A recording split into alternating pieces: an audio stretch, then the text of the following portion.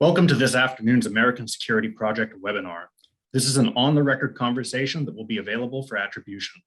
A recording of this conversation will be posted on our website and sent to those who registered for the event. All audience members will be muted during the discussion, but please use the Q&A box at the bottom of your screen to ask any questions to the panelists. With that, I will turn it over to ASP CEO Patrick Costello. Great, thank you, Matthew. Good afternoon, everyone. I'm Patrick Costello. I am the CEO at the American Security Project. It's my great pleasure to welcome you to today's virtual meeting. For 2 decades, the U.S. China Economic Security Review Commission has monitored, investigated, and reported to Congress on the national security implications of the bilateral trade and economic relationship between the United States and China. In fulfilling its mandate, the Commission holds hearings, conducts research, receives briefings from executive branch agencies, the intelligence community, as well as foreign diplomatic officials and non-governmental experts. And also reviews areas identified by Congress.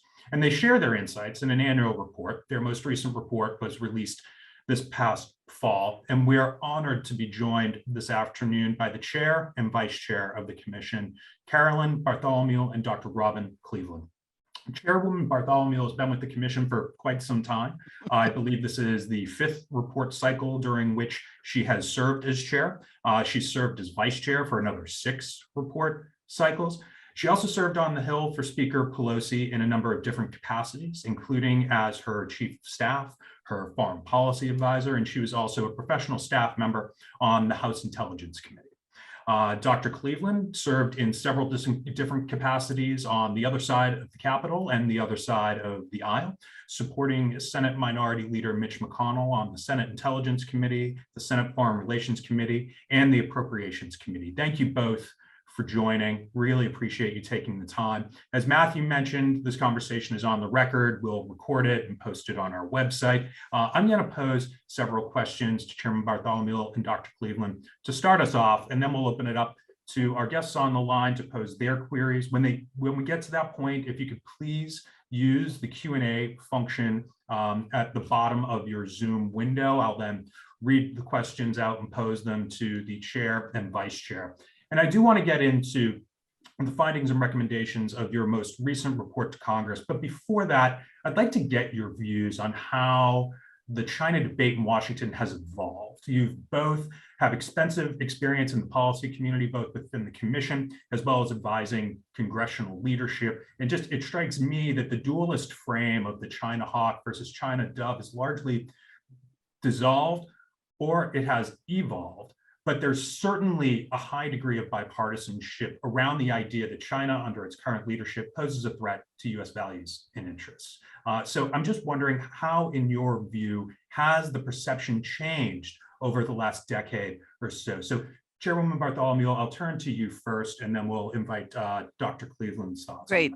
Thank you. Thank you, Patrick, for inviting us both to participate today. Robin and I have been dealing with each other professionally for 30 some odd years on a number of issues. So it's always a pleasure to appear with her. I think you're asking an important question in terms of how have things shifted in terms of how China really is perceived in the United States and how the U.S. China policy world has reacted to that. I guess I would start off by saying that having been working on these issues since June 4th, 1989, the Tiananmen Square massacre, I can really say that it has always been bipartisan, that the U.S.-China issues are bipartisan, continue to be bipartisan, and I think that that's an important reflection. The commission, of course, is avowedly bipartisan. One year we have a Democratic chair and a Republican vice chair. We switch back and forth on that. We do our work by consensus. Sometimes it's usually unanimous. It was a unanimous report. Every once in a while, one person will vote against something to do with the report, but it's never a partisan thing. I think what's shifted, though, is that things haven't turned out the way that people thought that they or hoped that they had turned out, and I can peg that. You know, those of us who did this in the 1990s were concerned about China's human rights abuses, its proliferation of weapons of mass destruction, and what was already a skewed trade relationship that had a huge trade deficit for the United States, that only kept going and growing, and the economic impact on American communities. But I think a lot of the shift really happened within a few years of China's accession to the WTO, when people thought that the WTO was going to solve everything, right? That China was going to join the WTO and was going to become a player in the world global trade system, and that the WTO would change the way that China dealt with things. Instead, of course, what's happened is China has changed the WTO.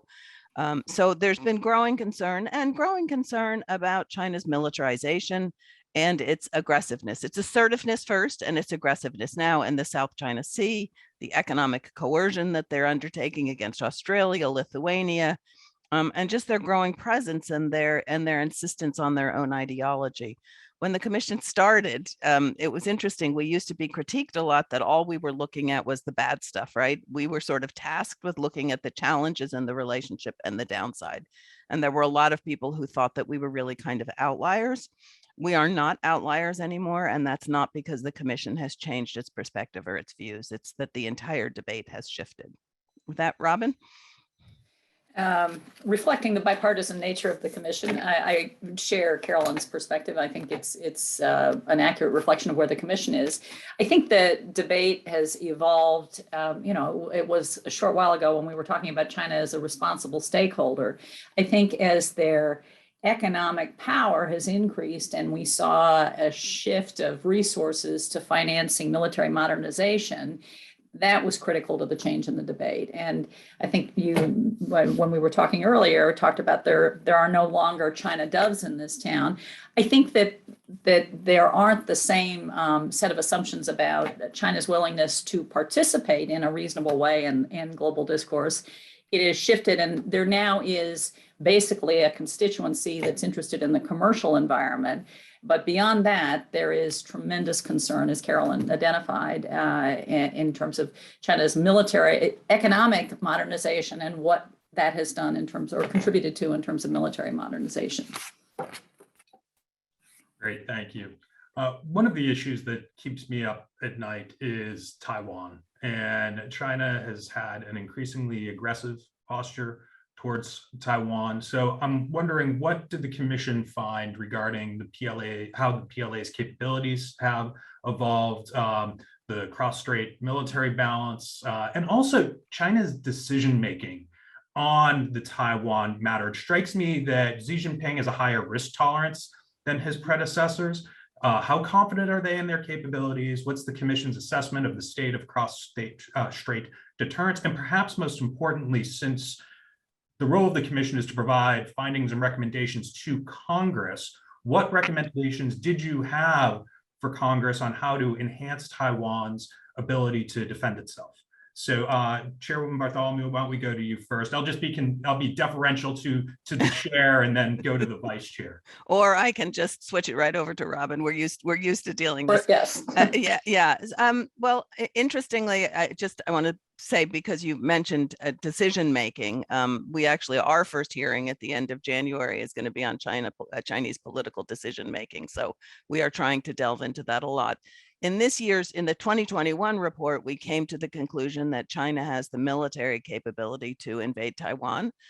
We do not assess that they can either do it successfully or not successfully. We didn't opine on that.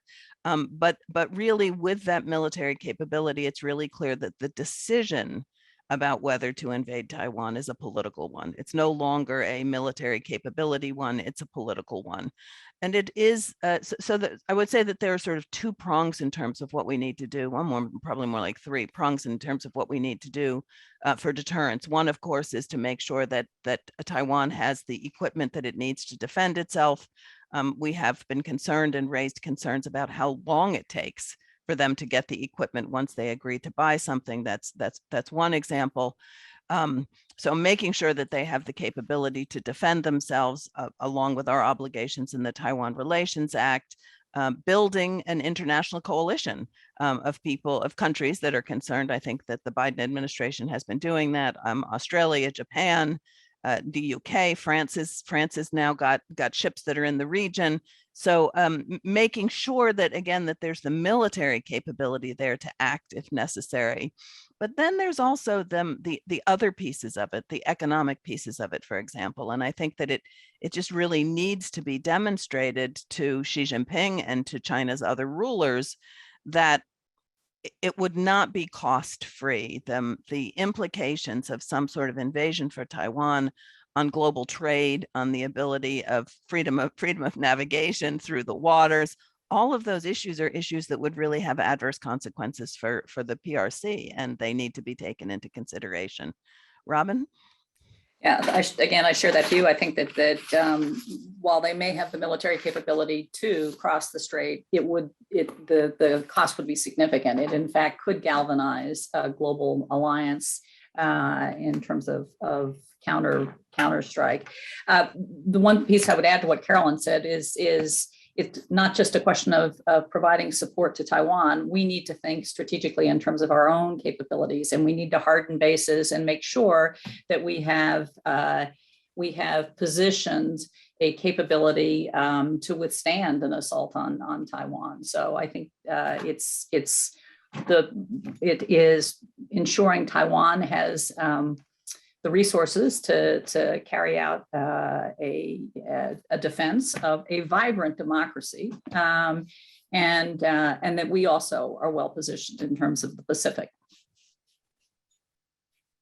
Great, thank you. One of the primary lines of effort at the American Security Project involves climate security, and that seemed to be a potential area for U.S. China cooperation. We had the announcement coming on the margins of COP26 in Glasgow. I'm just wondering the degree to which you think that deeper cooperation will be complicated by bilateral tensions on other matters. So why don't I toss this to Dr. Cleveland first, and then we'll give because she's our strong enviro. Representing a senator from Kentucky, and I don't, I think that it's a false debate to suggest that China somehow is going to be more or less cooperative on climate change based on whether or not we apply pressure and defend our interests in a security context.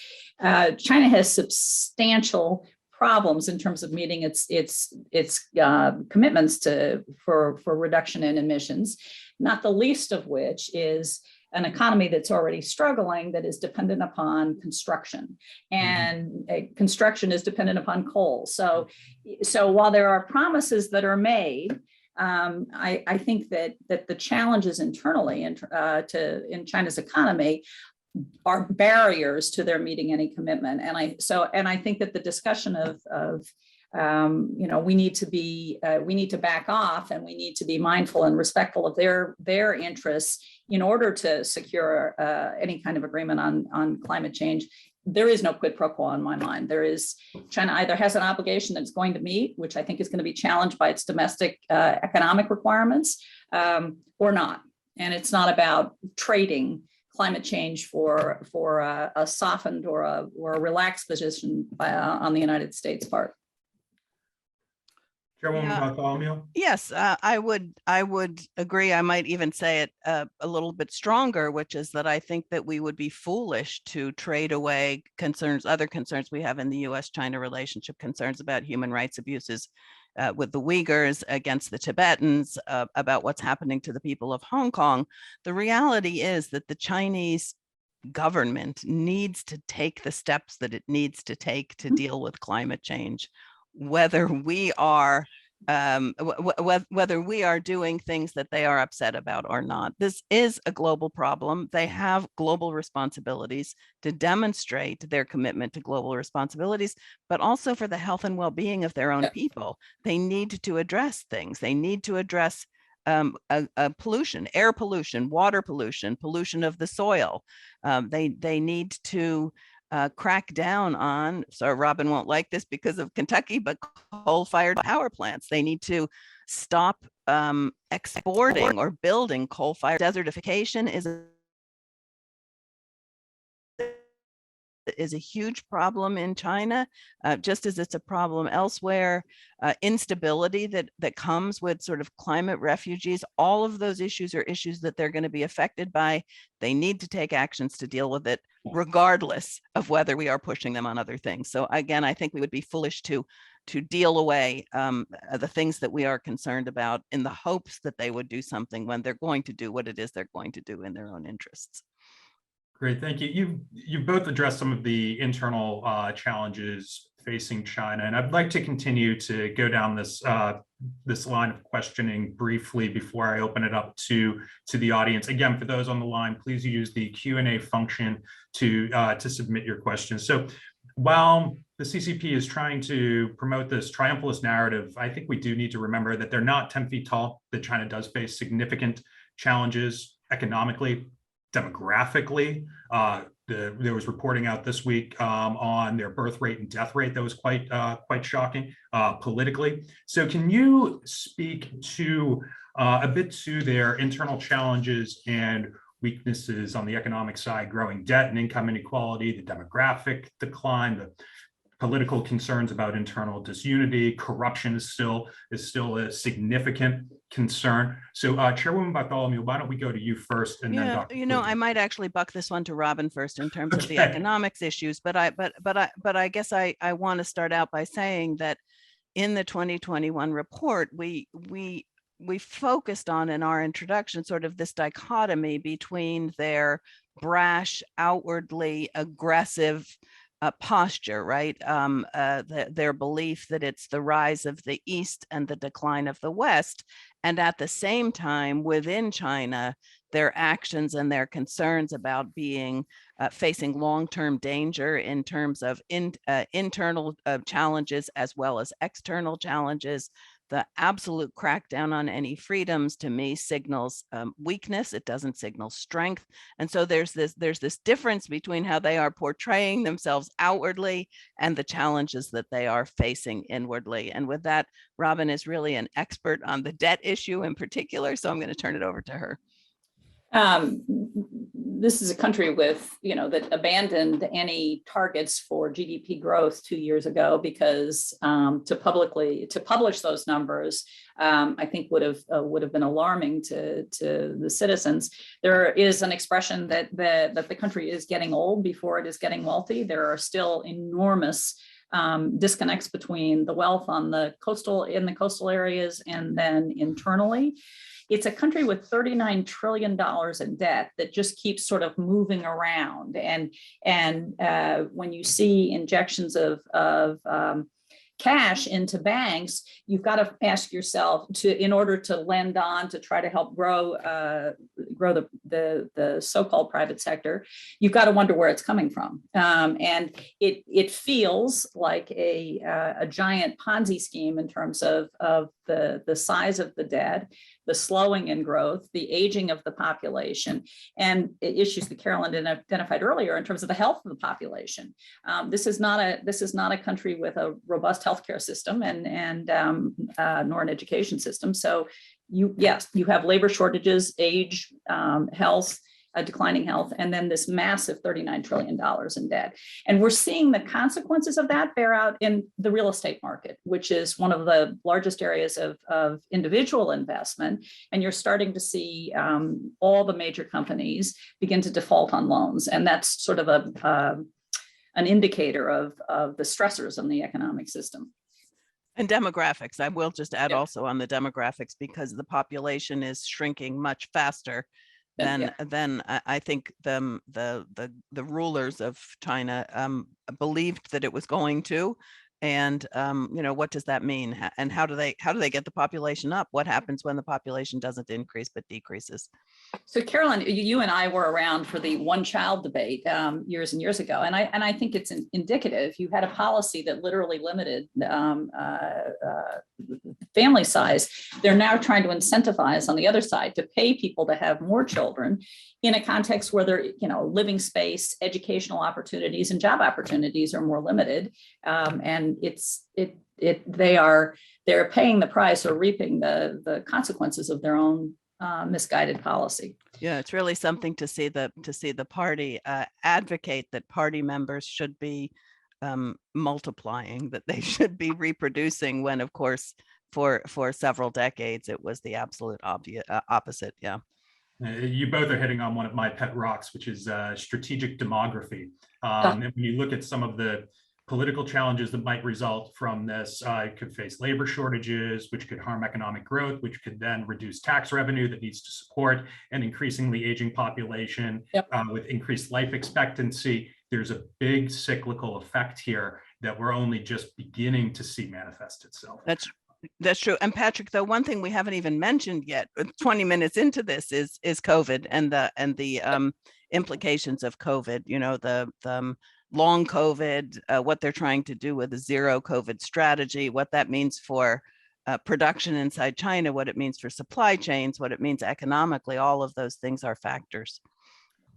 Great. I'm going to turn to some audience questions now. And one that just really jumped out at me, an anonymous attendee asked, the role of the UN in greater U.S. China competition. I'd actually like to expand that a bit and get your thoughts on how China is seeking to reform, reshape, replace international institutions, whether it is those within the UN system or coming up with regional, sometimes competing bodies to our own international institution architecture. So Dr. Cleveland, why don't I toss that to you first and then over to the chairwoman. This is one of my pet rocks because we have up on our website, we started tracking a couple of years ago the positions that China is taking in terms of leadership roles at international organizations, and it has increased over the years. One of the concerns about the fact that they are creating alternative institutions is that they whether it's the AAIB or developing debt and lending arrangements on bilateral or regional basis, is the terms are not transparent. They often establish terms that are of seniority. So a Chinese bank will get paid back before anybody else. They have cross-default terms in their lending that no other government does, no other bilateral lender, multilateral lender does, which essentially means if you don't pay us back on one or you don't pursue one lending arrangement, then we will call your other loans. So they're using coercive strategies when it comes to lending to very poor countries. And we focused this year on Latin America and China's role in Latin America. And in the last decade, of the $500 billion that China has lent, it has 278 billion have gone to Latin America.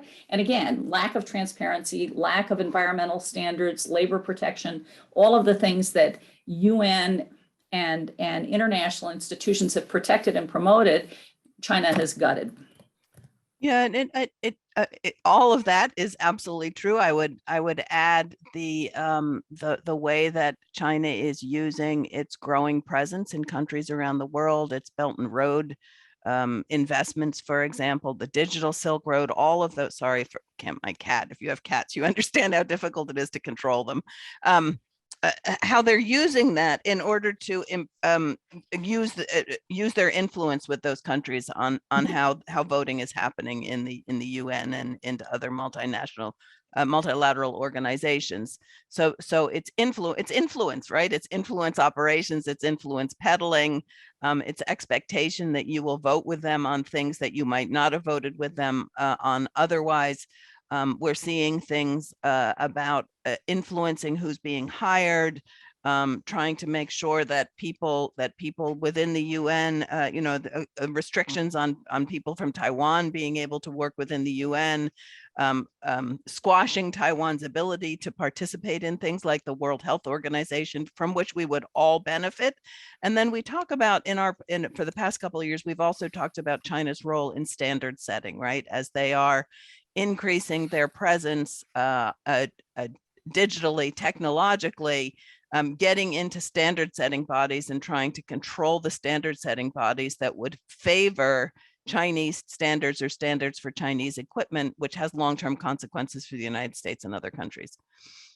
I think their role in standard setting bodies cannot be overstated. I do recall Xi Jinping giving a speech at one point where he said, we don't just want to be playing the game, we want to be building the field. Right. And that's exactly what you do in the standard setting bodies. Right. I'm going to turn to Congressman Birodu's question, and he is asking about the resources for USTR. It's his contention that the Office of the U.S. Trade Representative has been under-resourced. So he's wondering if the commission has looked at this. So why don't we turn to Dr. Cleveland first? This is a real quick answer. Speaking as a former OMB and managing the USTR's budget, I can't address whether or not USTR is or is not adequately resourced. That's always an internal debate to an administration in terms of setting policy. I think that trade is increasingly important, and so we've actually recommended that the White House, one of our top recommendations was that the White House set up a trade technology group to make sure that trade concerns are balanced with national security concerns. But the day I publicly speak out about increasing a budget is probably not likely. Yes, I would add there that we are a consensus organization and that we balance the views of some of our colleagues who don't believe that there should be increased federal funding for anything with the views of some of us who do believe it's important to increase the funding. So we end up generally not taking a specific position on whether an agency needs more money. But of course, as far as I'm concerned, more resources in order to be able to hire and maintain talented staff is really important and benefits all of us. Great. I'm going to now accept a question from one of my board directors, since they're my boss. So this is from Lee Cullum, who's a member of ASP's board of directors, and she's wondering about the concern about Xi Jinping declaring himself a leader for life. As we know, in October, the 20th Party Congress will convene. Xi Jinping will be put in place for another 5-year term, quite unprecedented. So you're already seeing Xi Jinping thought he's been elevating himself for quite some time. So your concerns about Xi Jinping elevating himself to that position, but also the lack, I guess I'll take Lee's question a step further, and the lack of clear succession. Xi Jinping is a mortal man. So the degree to which there could be a lot of instability should something happen to him. So I'll turn to the chairwoman first and then Dr. Cleveland. Right. Well, okay. So on part of that, I'm going to say again, we're having a hearing on Chinese political decision making, where I think that we'll be able to delve into that more. I mean, I think it's really clear that he sees himself as an historic figure of the level of Mao Zedong. And is trying to squeeze out the thinking and frankly the people who are associated with reforms, right? With Deng Xiaoping, Hu Jintao, any of the people who had really been trying to work towards opening China reforms. He is systematically dismantling those reforms that are taking place. I think another issue that comes up about it is not just him as at the top, but again, in the decision making, is he just surrounding himself with essentially yes men so that it's an echo chamber, so that he does not get accurate information about China's relationship, how it's being perceived in other countries, or sufficient information from people who don't agree with them? Is he surrounded by people who are afraid to disagree with him, and therefore the information that he's getting is skewed? So I think that there are certainly consequences for it. I think it's really clear that he is absolutely trying to establish himself as the sole ruler, and sort of divest of anybody else's responsibility or reputations. Robin? I share again what Carolyn stated, and I think that there are huge risks to his strategy, to his gamble, right? That he's counting on the fact that the fear that Carolyn has identified and the fealty that he is demanding, he's counting on that as continuing to continue his economic and military success. I think the risk is that you don't hear what's happening out in the population. You overestimate or underestimate the reaction that you're going to get globally to whether it's ramming a fishing boat or taking action against Lithuania, or we saw the consequences in Australia. I think the other risk associated with this increasing consolidation of power is what happens in a ripple down. Stop.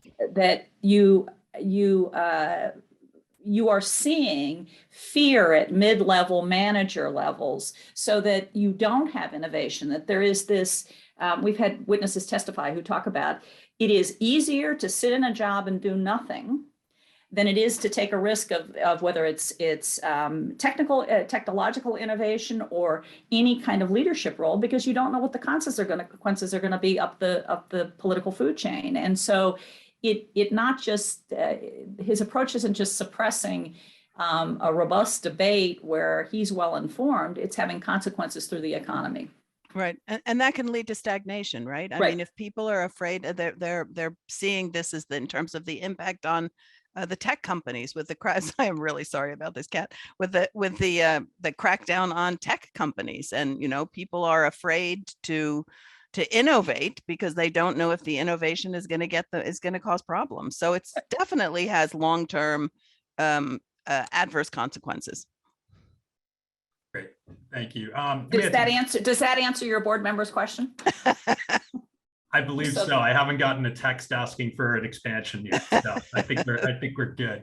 I'm going to take Matthew Goodman's question next, and he's just asking about what could be a trigger for an aggressive Chinese move toward Taiwan. Do you see anything on the horizon? Could this be maybe a calendar-driven event to coincide with a big event in Chinese history, a marquee anniversary or something like that, or could it just be any other type of trigger? So why don't we go to Robin first, and then we'll go to our four-legged friend up with the chairwoman. I think that the logical statement is that they have made clear that any statement by Taiwan of intent to independence would generate a fierce response. Other than that, I mean, I would assume that she is wants to make sure that this year is stable leading into the party Congress and his coronation to a third term. So I think that may mitigate the likelihood of any kind of action in the very near term. I could also make the case that immediately after the Olympics, if there's pressure on Ukraine with Russia, that there could be a thought process, a Xi Jinping thought process, that there's an opportunity to settle this debate once and for all. And I would, I think that the Russians and the Chinese are talking. I don't think they need to talk, given I think they are, but I don't think that they necessarily need to, given the stressful state of the situation in Europe. So. Yeah, absolutely. And we certainly remember what happened in 2014, immediately after the Winter Olympics in Sochi. Right. Chairwoman Bartholomew. Yeah, no, actually, I don't really have anything to add to Robin's comments. I agree with them. I think that there are sort of external circumstances beyond the region that could have an impact on what is taking place. I suspect that getting through the Olympics safely without, it's a difficult enough political dynamic on the Olympics with people around the world raising concern, calling them the genocide Olympics, that whether they want to do something like do Taiwan in the midst of that or immediately after that. But I don't know. I worry about that, actually. Yeah.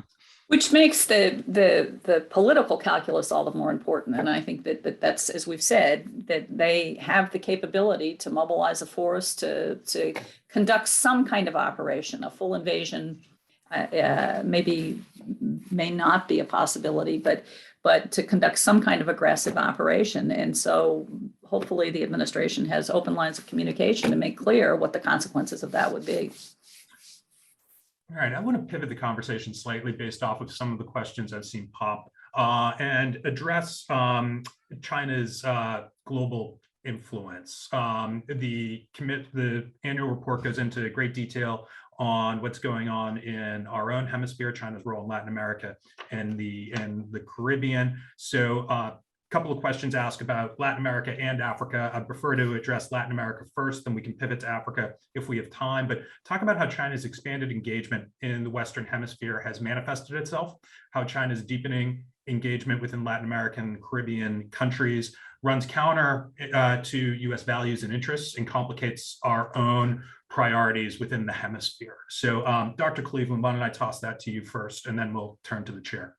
I think we confused the Africa and Latin America issue in that they have followed the same blueprint. When we did, we focused on Africa last year, we looked at the fact that initially they were focusing on extractive industries, whether it was copper, vanadium, zinc. They were looking at special metals and minerals.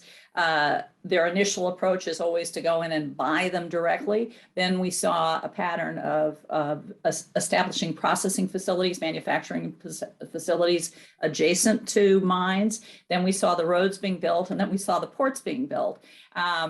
Overlaying that, we have seen both in Africa and in Latin America, efforts to build military to military relationships, training. You're seeing political cadres brought to China for, in terms of tens of thousands of people to educate them in Xi Jinping thought. We've seen that in Africa, and we are now seeing that in Latin America. And it's obviously more troubling in Latin America in terms of risks like, there is a Chinese industrialist who is looking to build an alternative to the Panama Canal through Nicaragua. That would have huge implications in terms of our security. So you're seeing the same patterns, the same blueprint repeated everywhere. And in play in all of these places is an awful lot of money that's washing around, and sort of an intensification of corruption efforts, which compromise democracy. It's a small fact, but it's very troubling to me that a Chinese state-owned enterprise owns 50% of the electric grid in Chile. And as I mentioned earlier, 260 billion of the 500 or so billion that China has lent globally over the last decade has been invested in Latin America. So those are indicators of the kind of push that sort of comes under the military radar, but militarization of ports is probably next. Yeah. Chairwoman Bartholomew, please. Yeah. Yes. Well, again, I agree with everything that Robin said. For those people who have known both of us for a long time, they're always surprised when we spend so much time saying we agree with each other. But I'd add a couple of issues. First is that for the longest time, China kept its head down in Latin America because it's our backyard, and they did not want to get us agitated. They no longer care about that. They're no longer concerned. I think that says something about their role in the world. Using their influence in Latin America to influence decisions that are made at the UN, as we mentioned before, is something that's taking place. I think that they are giving support for anti-democratic tendencies in some of the countries in Latin America. And then they're also trying to peel away some of Taiwan's remaining support. So they have multiple other sort of political things that they're doing, as well as the economic things that they're doing. Well, China's role in Venezuela is case in point in terms of propping up a regime that but for the resources that China was sinking in, may have had a different outcome. Carolyn, you want to talk?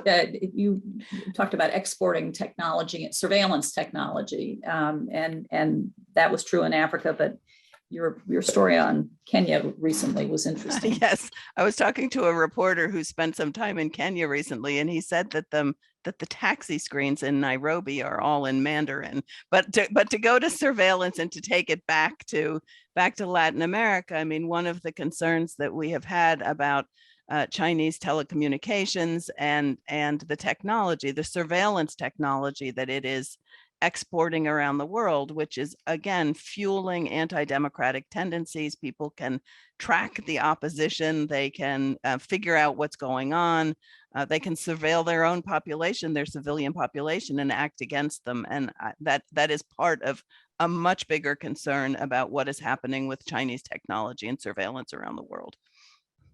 Great. I'm going to pivot to a question regarding China and Russia. We touched on it briefly in response to Matthew Goodman's question about a Taiwan contingency, but how much credence do you put into reports of a much more cooperative, collaborative, and evolving relationship between Moscow and Beijing? Dr. Cleveland, do you first?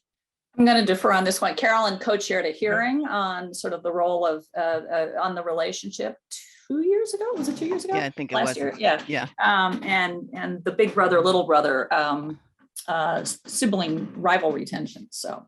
Yeah, we did, and I think that the dynamic is different than it was 2 years ago. I mean, I think that the close relationship between China and Russia, and I'd add Iran into that mix, the exercise that China, Russia, and Iran are doing are all, again, issues of concern, things that we need to be paying attention to.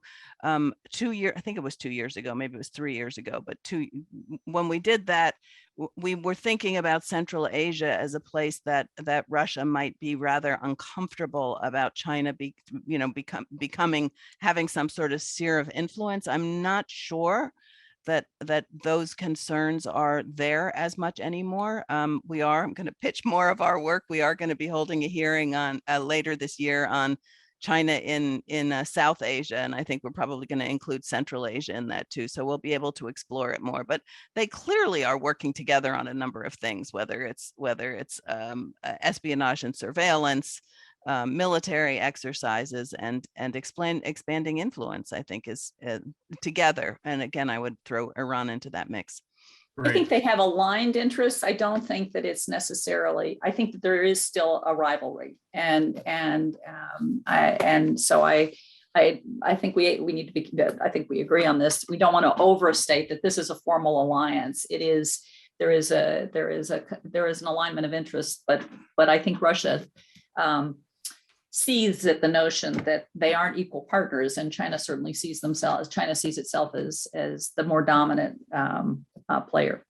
Yeah, and it'll certainly be interesting to watch how this plays out in Central Asia, which is often a region overlooked by policymakers in Washington and within the think tank community. We are running out of time, but I think we'd be remiss if I didn't raise one of the issues that I found most striking from the report, and that's U.S. China financial connectivity and the risks to national security. So after trade and technology, financial markets are shaping up to be the new front in the contest between the United States and China. There's pressure growing here to limit outbound investment flows to China, and the Commission paints quite a rather dire picture of U.S. investors unwittingly funding China's surveillance state and rapidly modernizing military. So Dr. Cleveland, why don't I toss that to you for some comments, and then I'll allow the chairwoman to comment and provide any words of wisdom she would like in closing as well.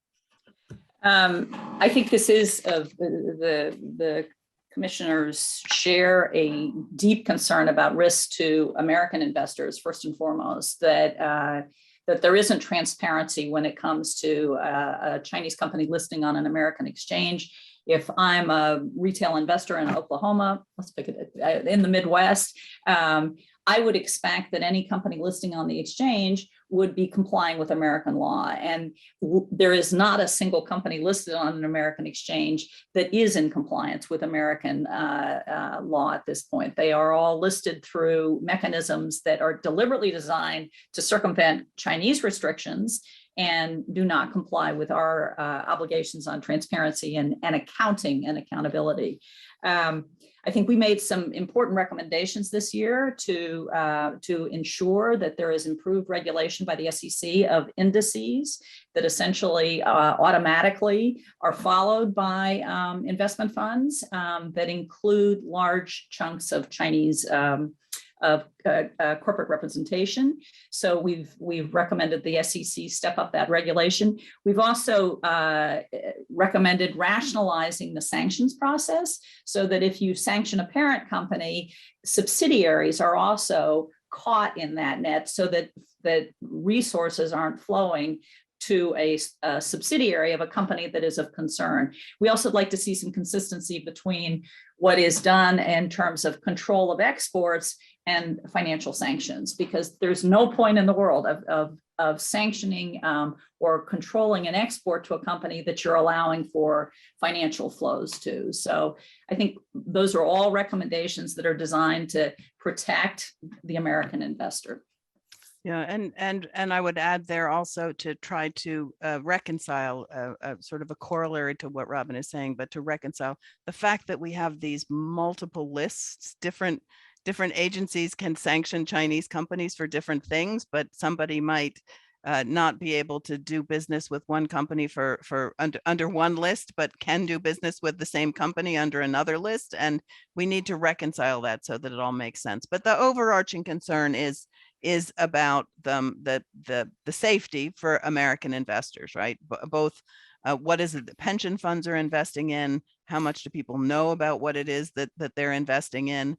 And at heart, it's also about making sure that American money is not going into companies that are going to make the People's Liberation Army more successful Right. if we unfortunately get into a war with them, right? It should not be, as one of my colleagues says, we should not be funding companies that are going to try to kill our soldiers. So that's at heart. But I think that gets back to something that you raised initially, Patrick, which is the difference, the evolution of the debate. And I think what interests me is we had witnesses this year say that we should not be funding our enemies, that plain and simple, we should not be providing financial resources to companies that essentially, as Carolyn said, will contribute to our security risks. And on the other hand, the American Chamber of Commerce says that 85% of their companies are not thinking about relocating. And so that kind of is the split in the debate these days, not the human rights versus security interests that or economic interests that we've had in the past. I think that sharpens the where the debate has evolved too. So yeah, some see risks, some see rewards. It's that's the shit. The one thing that really does concern me probably the most is this kind of fusion between military and civilian corporate operations and the opacity of the system, the fact that we may in fact be funding our enemies. Unfortunately, that's all the time we have for today. We've run a few minutes over, so my apologies for that. We've pushed out some material in the chat function. Please access the Commission's annual report. The executive summary is easy to digest. The 500+ page report that they submitted up to the Hill is a little more difficult to digest, but it's far more comprehensive and it's denser. But if you'd like an encyclopedia. But it's a fantastic diagnosis of the challenge and provides very thoughtful recommendations for policymakers. And I also encourage you to sign up for the Commission's email updates so that you can be informed of their upcoming hearings, which are quite comprehensive. They usually last all day. They have multiple panels of outside experts as well as government witnesses. I've certainly learned a lot following the work of the Commission over the years. So thank you both for taking the time today. Thank you both for your continued work on the Commission trying to raise awareness of this. And I hope that we can have you back for a future conversation. This has really been a treat for me. Greatly appreciate it. Great. Thanks, Patrick. Thanks for the opportunity. Cheers. Everyone, stay well. Thank you. Bye-bye.